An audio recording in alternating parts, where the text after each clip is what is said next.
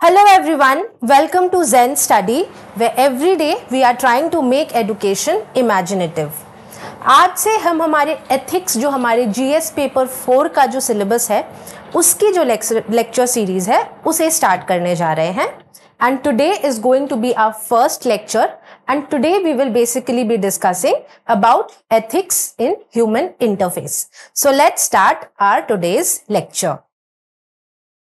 So coming to the word ethics, ethics का मतलब क्या होता है, ethics कहाँ से derive हुआ है?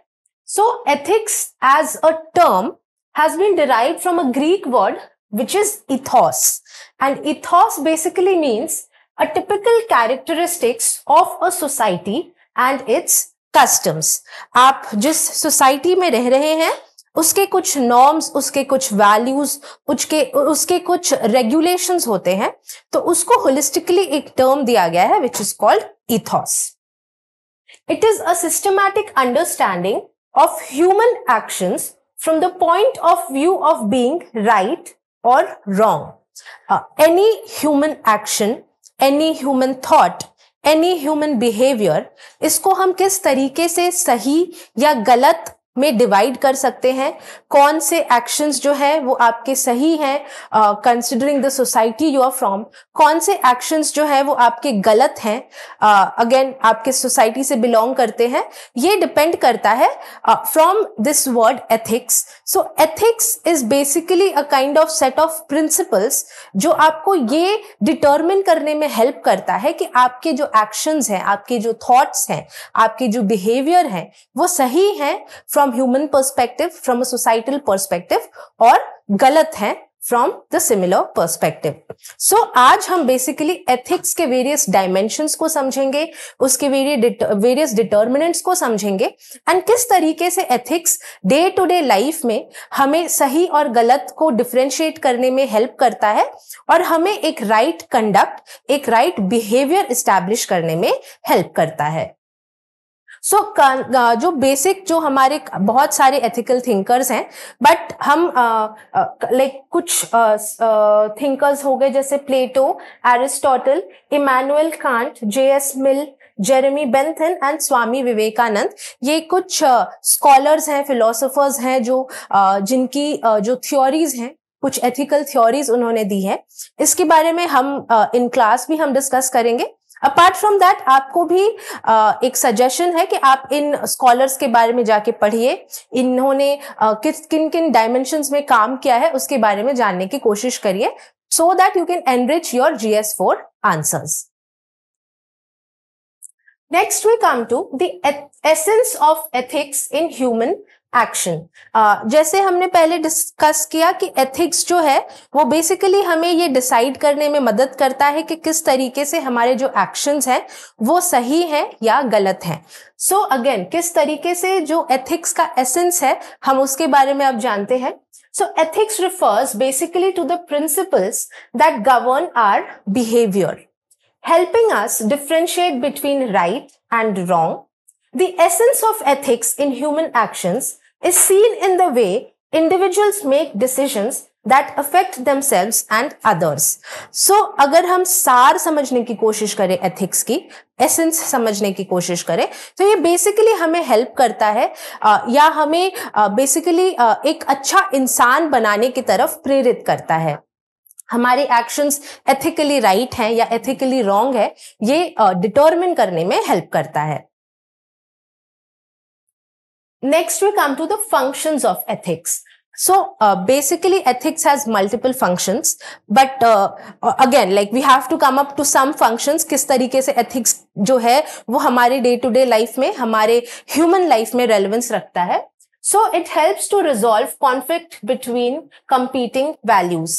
Suppose आपके दिमाग में बहुत सारे विचार चल रहे हैं. If you have to perform a particular task, so how will you know? Like आपको किस तरीके से अप्रोच करना है उस टास्क को. काफी सारे इश्यूज होते हैं आपके दिमाग में, बहुत सारे थॉट्स का जो एक काइंड ऑफ लाइक खिचड़ी पक रही होती है आपके दिमाग में. So all these things आप किस तरीके से एक ethical perspective से ethics को as एक सहारा बनाकर आप अपने एक्शंस को फुलफिल कर सकते हैं in a right direction. So it helps to resolve all the multiple conflicts that is going on in our brain, and हम किस तरीके से ethically एक right decision लेते हैं. It helps to preserve personal integrity. Integrity का मतलब अगर हम समझना चाहें तो इट इज बेसिकली आप कितने तरीके, किस लेवल से अपने जो हार्मनी है अपने ब्रेन, अपने दिल, अपने दिमाग और अपने शरीर में किस तरीके से एक हार्मोनियस सिस्टम मेंटेन करके रख पाते हैं. इंटेग्रिटी का मतलब वो होता है. सो एथिक्स के हेल्प से आप अपनी जो ये इंटेग्रिटी है, एक कैरेक्टरिस्टिक जो है आपकी जो पर्सनालिटी है, आप उसको बरकरार रख सकते हैं by again with the help of ethics coming up to a proper conclusion and again taking the correct and the apt action depending on that particular situation. It helps to ensure harmony between body and mind and enhances performance as a human being. Again, it's the same thing as integrity. आपके दिमाग और आपके शरीर में जो द्वंद्व चलता है, बेसिकली आपके दिल और दिमाग में जो द्वंद्व चलता है, एक इमोशनल एस्पेक्ट से अगर आप कोई डिसीजन लेना चाहते हैं या अगर आप कोई लॉजिकल एस्पेक्ट से डिसीजन लेना चाहते हैं, तो ethics will always come to the rescue. Various जो थ्योरीज हैं एथिक्स के, अलग अलग थ्योरीज को अपनाकर उस सिचुएशन में आप किस तरीके से डील करेंगे. सो ethics is always going to help you in developing that harmony between your mind and your soul. So considering the Indian society, आपने महात्मा गांधी का एग्जाम्पल देखा था कि किस तरीके से उनकी जो नॉन वायलेंस या अहिंसा की जो प्रैक्टिस थी वो एथिकली उन्होंने इस चीज को अपनाया और नॉन वायलेंस या अहिंसा के थ्रू उन्होंने हमें बिल्कुल भी आर्म्स ना यूज करके, बिल्कुल भी कोई वायलेंट मेथड ना अपना के किस तरीके से हमने अपनी जो आजादी है वो ली अंग्रेजों से.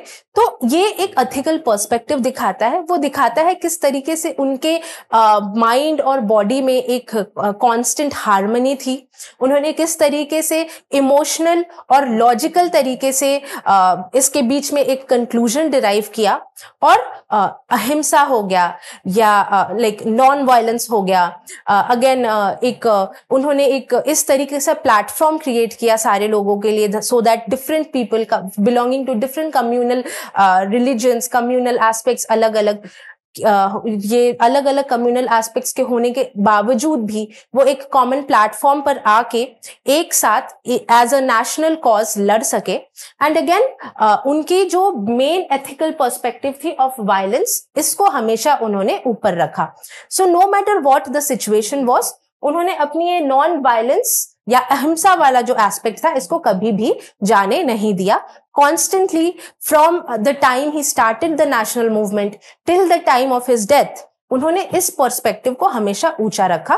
That is the concept of non violence. So this signifies कि किस तरीके से उन्होंने इस अपने नॉन वायलेंस वाला जो पर्सपेक्टिव है इसको एथिकली साउंड रखा और इसको एथिकली सबसे ज्यादा प्रायोरिटी दी. So that is how ethics is going to help you and this is actually the essence of ethics in your जो आपकी जो ह्यूमन लाइफ है उसमें.